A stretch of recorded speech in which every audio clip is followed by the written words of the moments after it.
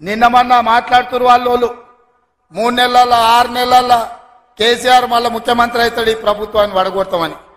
నీ అయ్యా ఎవర్రా పడగొచ్చేటోడు? పడగొడతారా? ఎవడు కొట్టేది? నేను అడుగుతున్నా, వేలాది మంది మా యువకులు ఇక్కడ ఉన్నారు, మీరందరూ చూసుకుంటే ఊరుకుంటారా? పడగొడితే ఊర్లలోకి రానిస్తారా? ఊర్లలో ఎవడన్నా ఈ ప్రభుత్వాన్ని పడగొట్టాలన్న ఆలోచన చేస్తే మీ ఊర్లో యాప చెట్టుకు కోదండం వేసి కొట్టండి, లాగుల తొండలు ఇడవండి. ఇది ప్రజలు ఎన్నుకున్న ప్రభుత్వం, ప్రజలు ఆశీర్వదించిన ప్రభుత్వం, ప్రజల కోసం పనిచేస్తున్న ప్రభుత్వం. ఇది ప్రజా ప్రభుత్వం. ఆడ అనుకుంటుండు 1,00,000 కోట్లు పెట్టి కట్టిన కాళేశ్వరం కూలినట్టు ఈ ప్రభుత్వం కూలుతుందని. నీ అయ్యా నువ్వు దోపిడీకి పాల్పడ్డావు కాబట్టి ఆ కాళేశ్వరం గాలి వస్తే కొట్టుకుపోయింది. ఈ ప్రభుత్వం గాలి కాదు కదా, నీ ఖాందాన్ మొత్తం వచ్చినా బోర్ల బొక్కలు పండబెట్టి తొక్కుతాం. ఎవడని ప్రభుత్వం పడుతుందనో 6 నెలలకో 3 నెలలకో కేసీఆర్ ముఖ్యమంత్రి అవుతాడని చెప్పిండంటే మూతి పండ్లు రాలుతాయని నేను చెప్పదలుచుకున్నా. గా మన చూసిన నిత్యానంద స్వామి అని ఒక ఆయన ఉన్నాడు, తెలుసు కదా మీకు అందరికీ. ఆయన ఇక్కడక్కడైతే లాభం లేదని పోయి ఎన్నో దీవి కొనుక్కొని దానికి రాజు అని ప్రకటించుకున్నాడు.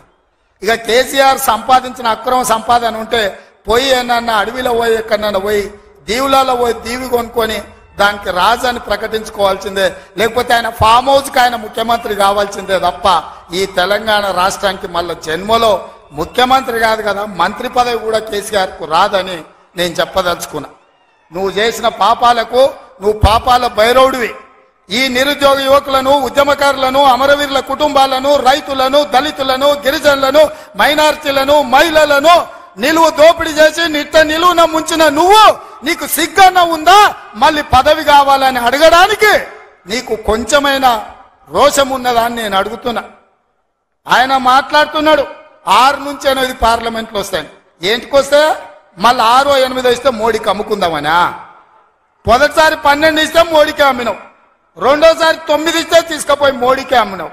మారు బేరగాలు కాక ఈడ ఎంపీలు కొనాలి, ఈడ ఎంపీలు గెలవాలి, ఢిల్లీకి వెళ్ళి మోడీకి అమ్ముకోవాలి. దీనికోసమేనా నీకేసేది? నేను ఇవాళ సూటిగా కేసీఆర్ని అడుగుతున్నా. ఈ దేశంలో ఉన్నాయి 2, ఒకటి ఎన్డీఏ కూటమి, రెండోది ఇండియా కూటమి. ఎన్డీఏ కూటమికి మోడీ ఉన్నాడు, ఇండియా కూటమికి మేమున్నాం. మా దాంట్లోకి రానీయము, మా నీడ కూడా తాకనీయం. ఆ ఇంటి మీద పిట్ట ఈ ఇంటి మీద కాలిస్తే కాల్చి అవతలేస్తాం. నువ్వు ఎట్లకెళ్ళి అవుతావా? మరి నేను అడుగుతున్నా, ఎట్లకెళ్ళి అవుతావు? 1, 2 ఏదైనా గెలిస్తే ఢిల్లీలో తాకట్టు పెట్టి మోడీ దగ్గర గులాంగిరి చేయిస్తాడు ఆయన. అందుకే మిత్రులారా ఆలోచన చేయండి. ఇవాళ ఈ రాష్ట్రంలో, ఈ దేశంలో పేద ప్రజల ప్రభుత్వం ఏర్పడాలి అంటే 10 ఏళ్ళు ప్రధానమంత్రిగా ఉన్న నరేంద్ర మోడీ ప్రతి పేదవాడి ఖాతాలో 15 లక్షల రూపాయలు వేస్తా అన్నాడు. ప్రతి పేదవాడికి ఇల్లు కట్టిస్తా అన్నాడు. ప్రతి సంవత్సరం 2 కోట్ల ఉద్యోగాలు ఇస్తా అన్నాడు. రైతుల ఆదాయం 2 చేస్తా అన్నాడు. ఎవరి ఖాతాలన్నా మోడీ 15 లక్షలు వేసిండా మిత్రులారా? వేసిండా? మీకేమన్నా ఇల్లు కట్టించిండా? మీకు ఉద్యోగాలు ఇచ్చిండా? మన ప్రాంతానికి ఎప్పుడన్నా వచ్చిండా? పోనీ మీ ప్రాంతంలో ఆదివాసీ బిడ్డ స్వయం బాబురావుని ఎంపీ గెలిపించిండు, మంత్రి పదవిని ఇచ్చిండా? మరి ఏమి ఇయ్యనప్పుడు ఈ ప్రాంతంలో మోడీకి ఓటెందుకు వేయాలని నేను అడుగుతున్నా. మీరు ఆలోచన చేయండి. ఇవాళ మతం పేరు మీద ఒకడు, మద్యం పేరు మీద ఇంకొకడు రేపు ఎన్నికల్లో ఓట్లు అడగడానికి వస్తారు. ఇవాళ మతం ఒక రకం మత్తు అయితే మద్యం ఇంకొక రకం మత్తు. మోడీ కేడీ ఇద్దరు ఒక్కటయ్యి కాంగ్రెస్ ను అడ్డుకోవాలని చూస్తున్నారు. ఇట్లాంటి వాళ్ళని మస్తుగా చూసినాం. ఇదివరకు కూడా ఈ గులాబీ జెండా లేకుండా చేస్తా, తెలంగాణ ఎక్కడిది, అట్లా ఇట్లా అడ్డం పొడుగు మాట్లాడిన వాళ్ళు ఈయనకంటే పెద్ద పెద్ద తీస్మార్ ఖాన్లు ఉండే. ఇదివరకు 2001 నుంచి 2014 దాకా వాళ్ళతోనే కొట్లాడినాం. అట్లాంటి తీస్మార్ ఖాన్లనే ఇలా మాయం చేసి తెలంగాణ తెచ్చిన కేసీఆర్ కు ఈ బుడర్ ఖాను పెద్ద లెక్క కాదు అనే మాట కూడా నేను మీకు విజ్ఞప్తి చేస్తా ఉన్నా. నేను మీ అందరికి ఒకటే విజ్ఞప్తి చేస్తా ఉన్నా.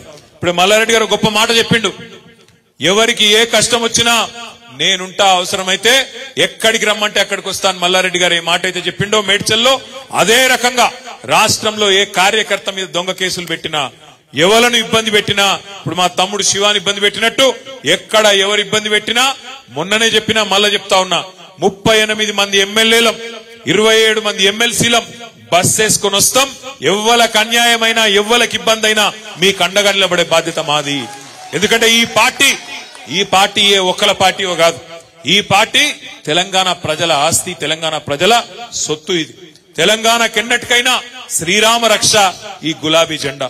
తెలంగాణ గురించి గొంతెత్తి మాట్లాడాలంటే అది గల్లీలో కావచ్చు, ఢిల్లీలో కావచ్చు, గులాబీ జెండా వేసుకున్నోనుకుండే ధైర్యం వేరే వాళ్ళకు ఉండదు అనే మాట కూడా నేను మీకు విజ్ఞప్తి చేస్తా ఉన్నా.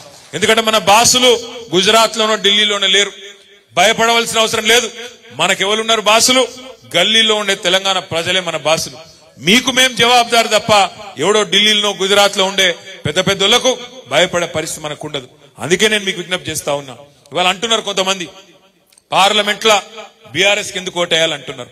ఎందుకు వేయాలి బీఆర్ఎస్ కోటు పార్లమెంట్ లా అంటే, రేపు అక్కడ తెలంగాణ అన్న మాట వినవాడాలంటే, తెలంగాణ హక్కుల కోసం ఢిల్లీతో కొట్లాడాలంటే, ఢిల్లీలో మళ్ళొక గొర్రెలాగా పోయి ఉండకుండా అక్కడ ఉండి గట్టిగా మాట్లాడేటోడు కావాలంటే ఈ గులాబీ జెండా కప్పుకున్నోడైతేనైతే తప్ప వేరే వాళ్ళ వల్ల కాదు. చూసినాం మనం. మీరు చూడండి, ఇవాళ 4 ఎంపీలు ఉన్నారు బీజేపీ వాళ్ళు మన రాష్ట్రం నుంచి, 3 ఎంపీలు ఉండే కాంగ్రెస్ వాళ్ళు మన రాష్ట్రం నుంచి. వాళ్ళందరూ కలిపి 7 కలిపి తెచ్చిందేందయ్యా మన రాష్ట్రానికి అంటే గుండు సున్నా. పోయినసారి ఇదే రేవంత్ రెడ్డి గారు మల్కాజ్గిరిలో అన్నాడు, ప్రశ్నించే గొంతునైతా అన్నాడు. ప్రశ్నించలేదు, మనులేదు. కేసీఆర్ ను తిట్టుకుంటూనే తిరిగిండు, మాయ మాటలు చెప్పిండు. ఆఖరికి ఆ మాయ మాటలతో ప్రజలను బురిడి కొట్టించి ఇలా ముఖ్యమంత్రి అయిండు. ముఖ్యమంత్రి అయినాక కూడా అదే మాయ మాటలు, ముఖ్యమంత్రి అయినాక కూడా మళ్ళీ అదే మోసంపూరితమైన మాటలు. ఏమంటున్నాడు? ఒక దిక్కేమో కేసీఆర్ అప్పుల పాలు చేసిండంటాడు, లంకె బిందెలు ఉన్నాయనుకొని వచ్చినాం, ఇక్కడ ఖాళీ కుండలు ఉన్నాయి అంటున్నాడు. నాకు తెలియక అడుగుతా, దయచేసి మీరందరూ చెప్పాలా, లంకె బిందెల కోసం ఎవరు తిరుగుతారన్నా?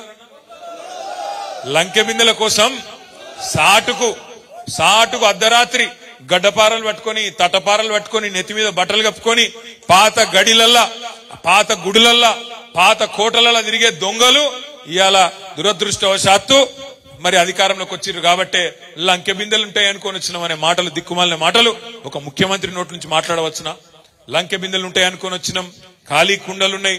రేవంత్ రెడ్డి గారికి చెప్పాలి మనం, అయ్యా లంకె బిందెలు ఉండవు సెక్రటేరియట్ లో కంప్యూటర్లు ఉంటాయి, సెక్రటేరియట్ లో పేపర్లు ఉంటాయి, సెక్రటేరియట్ లో జీవోలు ఉంటాయి. నీకు చిత్తశుద్ధి ఉంటే ఇచ్చిన హామీలు 420 హామీలు ఏవైతున్నాయో వాటిని నిలబెట్టేందుకు పని చేయి. తెల్లారు లేస్తే పనికి మాలిన మాటలు, కేసీఆర్ ఇది చేసిండు, కేసీఆర్ అది చేసిండు. కేసీఆర్ ఏం చేసిండో ఏం చేయలేదో ప్రజలకు తెలుసు. నువ్వేం చేస్తావో చెప్పు. ఇచ్చిన 420 హామీలు నిలబెట్టుకుంటావా లేదా చెప్పు. ఇచ్చిన ప్రతి ఒక్క హామీని నువ్వు గిన్న మోసం చేస్తే ప్రజల తరఫున తప్పకుండా నిలబడతాం, తప్పకుండా నిలదీస్తాం, తప్పకుండా వెంటాడుతాం. మొన్న శాసనసభలో ఎట్లయితే అబద్దాలు చెప్పి తప్పించుకునే ప్రయత్నం చేస్తే అక్కడ మేమందరం నిలబడి గట్టిగా మాట్లాడినామో, రేపటి రోజున కూడా బడ్జెట్ సమావేశాల్లో కావచ్చు, తదుపరి కావచ్చు, ప్రజల తరఫున ఎప్పటికప్పుడు మీకిచ్చిన ప్రతి హామీని నిలబెట్టేదాకా ఎంబడబడతాం. ఈ దివాలాకోరు మాటలు, మాకు ఓటేస్తేనే నిలబడతాం, మాకు ఓటేస్తేనే మన 420 గ్యారంటీలు అమలు చేస్తాం అనే మాట ఏదైతే ఉన్నదో, ఇది ఎలక్షన్ల ముందే చెప్పింటే ఆనాడే ప్రజలు నిన్ను జాడించి తంతుండే. ఇవాళ నువ్వు ఎన్ని మాయ మాటలు చెప్పినా, ఎన్ని దొంగ మాటలు చెప్పినా తప్పకుండా తెలంగాణ ప్రజలకు ఇప్పటికే అర్థమైంది. ఊర్లలో బాధపడుతున్నారు, అయ్యో కేసీఆర్ గారు ముఖ్యమంత్రి లేరు అంటే మాకు అర్థమైతలేదు, కేసీఆర్ లేడా, అట్లెట్లా జరిగిపోయి. మా చెల్లెలు ఇప్పుడు బాగా చెప్పింది లక్ష్మి, కొమ్మను ఎక్కడ కుమ్మమే దెబ్బ పడుతుంది అనుకున్నాం గానీ అసలు చెట్టే కింద పడిపోతుంది అనుకోలేదన్నా. అక్కడక్కడ తాత్కాలికంగా లోకల్ కోపాలతోని, లోకల్ ఇబ్బందులతో జరిగింది తప్ప వేరేది కాదు అన్న మాట చెప్పింది. భవిష్యత్తులో ఆ లోపం కూడా జరగకుండా చూసుకోవాలంటే మన గొంతు ఎప్పటికప్పుడు వినబడుతూనే ఉండాలి. రాబోయే రోజుల్లో ఏ ఎలక్షన్ వచ్చినా, కౌన్సిలర్ ఎలక్షన్ వచ్చినా, కార్పొరేటర్ ఎలక్షన్ వచ్చినా, ఎంపీటీసీ వచ్చినా, జెడ్పీటీసీ వచ్చినా, పార్లమెంట్ ఎన్నిక వచ్చినా మనందరం కూడా గట్టిగా నిలబడి గులాబీ జెండా కప్పుకున్న, అధికారికంగా గులాబీ జెండా కప్పుకున్న వాళ్ళకే ఓటేసి గెలిపించుకుంటేనే మన గొంతు ఉంటది, మన వాణి ఉంటది.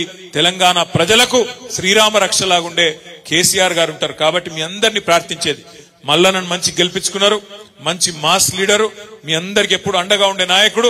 పదాలు తెలియని పెదవులకు అమృత వాక్యం అమ్మ. సంతానలేమి సమస్యతో బాధపడుతున్న ప్రతి స్త్రీమూర్తి బాధను మేము అర్థం చేసుకోగలం. Fertinine world best embryology lab మరియు జిల్ట్రిక్స్ అలారం సిస్టాన్ని మొట్టమొదటిసారిగా ఏపీ మరియు తెలంగాణలో ఈ నెల 9న ప్రముఖ సినీ నటి స్నేహ, స్పెయిన్ దేశానికి చెందిన international senior embryologist Javier Herrera గారు ప్రారంభించారు. ఈ శుభతరుణంలో రక్త పరీక్షలు, AMH test, RBS, సెమిన్ analysis, ultrasound scan, follicle scan ఈ నెల 31 వరకు ఉచితంగా అందిస్తుంది. 49 49 అంటే సంతానం, 49 అంటే సంతోషం.